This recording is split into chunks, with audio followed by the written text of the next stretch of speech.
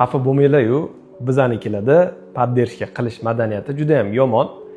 Nimagaligini tushuntirib beraman. Blogimni endi yuritishni boshlagan vaqtlarimni eslasam, videolarimga faqat adam bilan oyimgilar like bosib, kommentariy yozib o'tirishardi. O'zimni o'rtoqlarim, yaqinlarim, tanishlarimdan bo'lsa, faqatgina so'raganimda qanaqadir reaksiya bo'lardi. Shunda ham hamma poddershkada bo'lgan deb bo'lmaydi.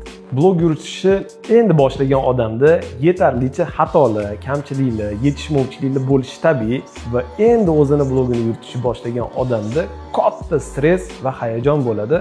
Odamlar o'zi meni qanaqa qabul qilyapti, yaxshi kontent chiqaryapmanmi yoki yo'qmi, yoki odamlarga yoqmayapmanmi degan katta qo'rquv bo'ladi. Bu vaqtda siz bosayotgan like, qaysidir kommentariyalar, repostlar sizga hech narsadek tuyulishi mumkin.